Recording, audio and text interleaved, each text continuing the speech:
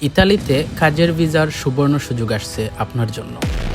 2026 থেকে প্রায় 5 লাখ বিদেশি কর্মী নিতে পারে ইতালি, আর সেই তালিকায় বাংলাদেশও রয়েছে। আপনি যদি চান ইউরোপে ওয়ার্ক পারমিটে যেতে, তাহলে এখনই সময় সঠিক সিদ্ধান্ত নেওয়ার। এই ভিডিওর প্রতিটি মিনিটে এমন তথ্য আছে যা হয়তো আপনার ভবিষ্যৎ বদলে দিতে পারে, তাই মিস না করে ভিডিওটা শেষ পর্যন্ত দেখুন। হ্যালো এভরিওয়ান, কেমন আছেন সবাই? আজকের ভিডিওতে আমি আলোচনা করব কখন লোক নেবে, কী ধরনের ভিসা দেবে, কিভাবে আবেদন করবেন এবং কিভাবে আপনি এখন থেকেই প্রস্তুতি নেবেন।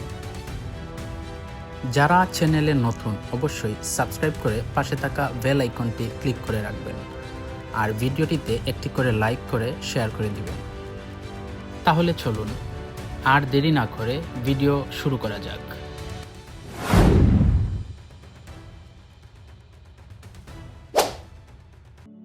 ইতালি একটি শিল্পোন্নত দেশ, কিন্তু সেখানে জনসংখ্যা কমে যাচ্ছে। ফলে কৃষি, নির্মাণ, ফ্যাক্টরি ও পরিষেবা খাতে মানব সম্পদের ঘাটতি তৈরি হয়েছে। এই ঘাটতি পূরণে তারা চালু করেছে ডিক্রেইটো ফ্লুসি নামে একটি সরকারি প্রোগ্রাম। এর মাধ্যমে প্রতি বছর হাজার হাজার বিদেশি শ্রমিক নেওয়া হয়। 2023-25 সালের মধ্যে তারা ঘোষণা দিয়েছিল 4,51,000 জন কর্মী নেয়ার। বাংলাদেশ ছিল সেই কোঠাভুক্ত 35টি দেশের মধ্যে। অনেকেই ধারণা করেছেন 2026-28 সালেও এই প্রক্রিয়া চালু থাকবে। তবে এখনও সরকারিভাবে ঘোষণা আসেনি, আসতে পারে 2026 সালের শুরুতে। ডিক্রেইটো ফ্লুসি সাধারণত জানুয়ারি থেকে মার্চ মাসের মধ্যে ঘোষণা হয়, তাই 2026 সালের প্রোগ্রাম শুরু হওয়ার সম্ভাবনা 26 সালের শুরু থেকেই। যদিও এখনও সরকারিভাবে কিছু জানানো হয়নি, তবে আগের রেকর্ড, শ্রমবাজার চাহিদা এবং অভিবাসন নীতির দিক বিবেচনা করলে এই সুযোগ আসার সম্ভাবনা অনেক বেশি। তাই সময় নষ্ট না করে এখন থেকেই নিজেকে প্রস্তুত করা উচিত। ইতালি 2 ধরনের ওয়ার্ক ভিসার আওতায় লোক নেয়। সিজনাল ওয়ার্ক ভিসা এর আওতায় কৃষিকাজ, ফল সংগ্রহ ও পর্যটন, যার মেয়াদ সাধারণত 6 থেকে 9 মাস হয়ে থাকে। নির্দিষ্ট মৌসুমের জন্য চুক্তিভিত্তিক হয়ে থাকে seasonal work visa. Non seasonal work visa এর আওতায় নির্মাণ, ফ্যাক্টরি, পরিবহন, হোটেল, রেস্টুরেন্ট, যার মেয়াদ দীর্ঘমেয়াদী এবং স্থায়ী চাকরি। তবে এখানে স্পন্সরশিপ থাকা বাধ্যতামূলক।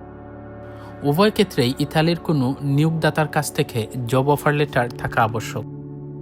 এই ভিসার জন্য আপনি সরাসরি আবেদন করতে পারবেন না, যতক্ষণ না ইতালির কোনো কোম্পানি আপনাকে চাকরির অফার বা স্পন্সরশিপ দেয়।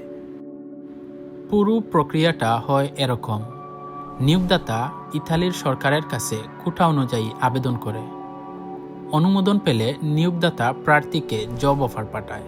এরপর প্রার্থী বাংলাদেশের ইতালি দূতাবাসে গিয়ে ভিসা আবেদন করে। তাই এখনই আপনার প্রয়োজনীয় ডকুমেন্টস প্রস্তুত রাখা জরুরি। কারা যেতে পারবেন?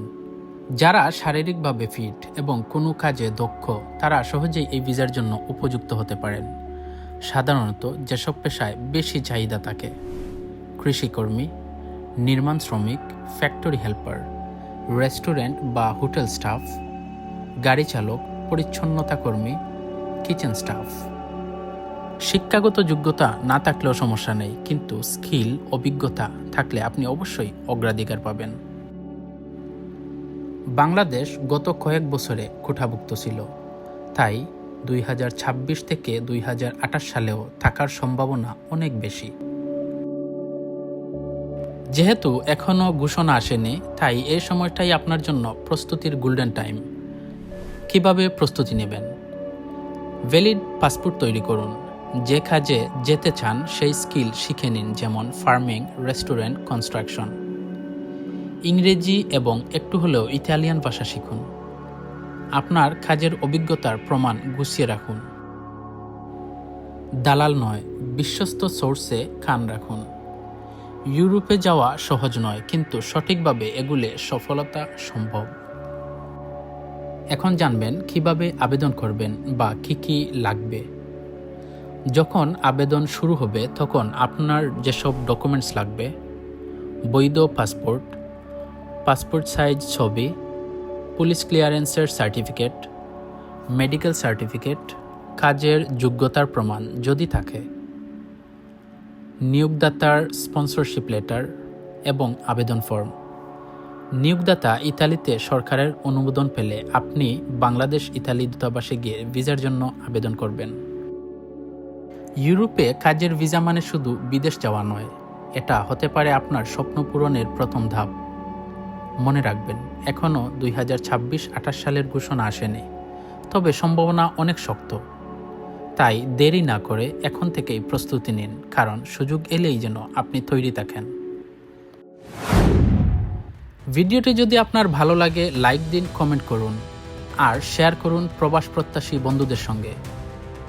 এমন আরও তথ্য পেতে চ্যানেলটি সাবস্ক্রাইব করে পাশে থাকুন। ইনশাআল্লাহ নতুন আপডেট এলেই জানিয়ে দেব।